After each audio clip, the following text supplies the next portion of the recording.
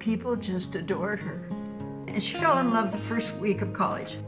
She knew she wanted to do some kind of service, and Aaron was interested too. And that's, the fact that they shared that vision, as we've been fortunate to share visions, made a difference. And that's not everybody's cup of tea. So they married right after they finished college. And then she finished a teaching Then degree. she got a teaching degree from Whitworth.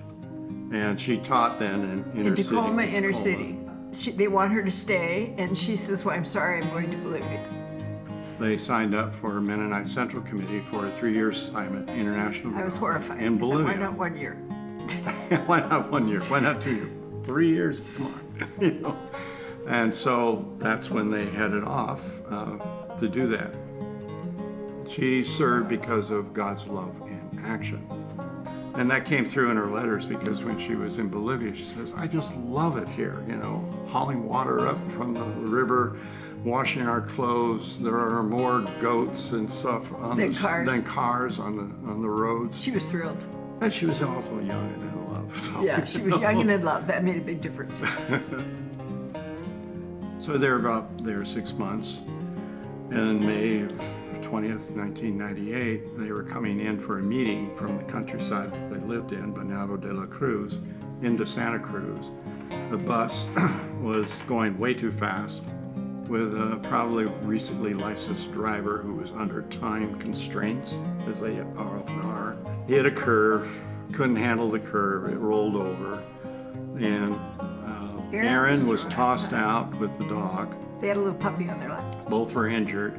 The bus went on down into the chasm, and then she was killed. When she died, the shock of losing somebody with this spirit and this wonderful sense of what life can be and what you can give to the world just shattered us beyond belief. So I cried for almost a year, almost every day, but I taught school, and what I did was, we were fortunate she died in May and I didn't have to teach till September. I lowered my teaching load. I would go to school and put a wall around myself and teach till noon, and then I came home and I wrote almost every day. But I was really a wreck during that time, so he had to hold the world together.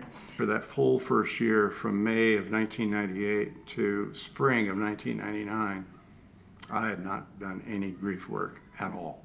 And then we had this opportunity to go down into Central America. In 1993, when Krista was with me, we went to El Salvador. That was the first year it was open after the Civil War. It was a powerful time for Krista and me. But here it was, 1999. I was on the program again. There were 4 other people who were grieving too, who were very good friends of Krista on that same program.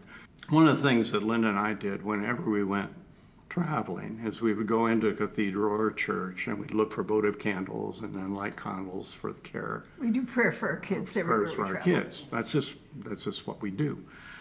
Well, when I got to the downtown cathedral where Romero had presided, I looked around for votive candles. There weren't any.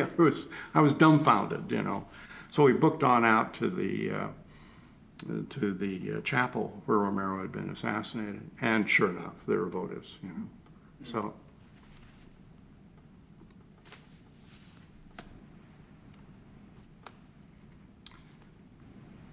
I got the candles,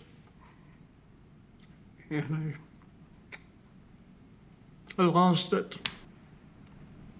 I grieved, and I had not had any dreams for a year about my daughter.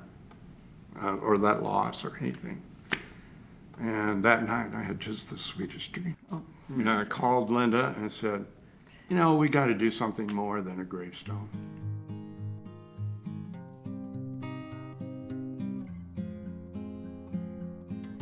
A lot of the young people who've gone through college get a lot of nurture all the way through college, and then they hit the abyss called graduation. And they just left. They've been nurtured all the way through. Particularly people who go abroad or study abroad or been in service assignments, there needs to be some development of that. And of course, I knew about that because I'd worked with the Central America program, and over the years that had evolved to having a pre-trip preparation in service, when they're in service, touch points, and then debriefings at the end, and then sustained debriefings. And so we saw the value of what it meant to have community. Service is tough, and so being a companion while you go through that service journey, and then reflection about the significance and meaning, and then trying to mine what your skill set is in relationship to the vision that is emerging.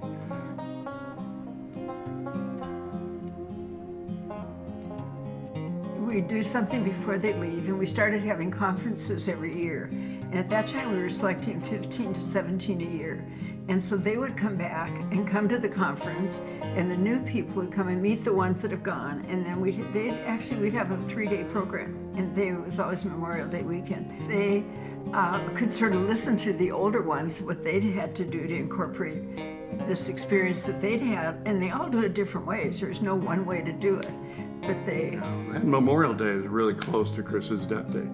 A lot of sort of magical things happened in those first few years. We'd see beautiful impact when they would come home they would come back sometimes in the middle of an assignment if they were in a 3-year assignment and be making decisions about what they wanted to do next. And story after story was when they would thoughtfully try to mine that experience. What did they learn when they served?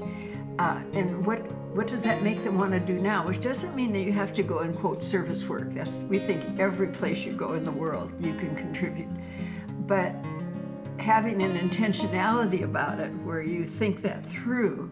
And so we saw that happen time and time again when they would gather together to have 2 or 3 days to think about it.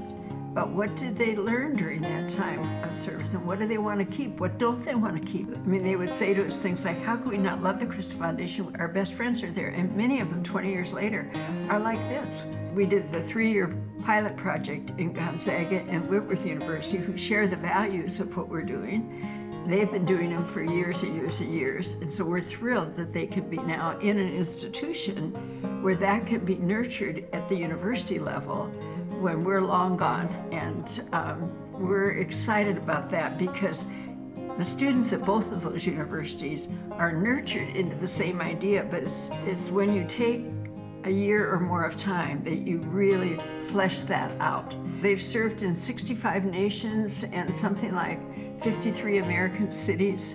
So in the 20 years, they've really been in the world. We are indebted to those who let us come alongside.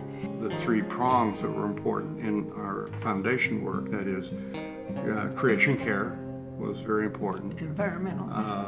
Working with marginalized in urban environments, and international development. Those are the 3 that characterize what it is we want to accomplish there. Our values align perfectly with the mission statements of your institutions. So the emphasis on service for the common good. You know, that fits so much out of a sense of God's love in action. Chris's way of walking through the world was not to bear the duty and responsibility of service, like a cross. Hers was to move with lightness and joy and have fun. And have fun. And the more we can like life, we bring others into that, I think.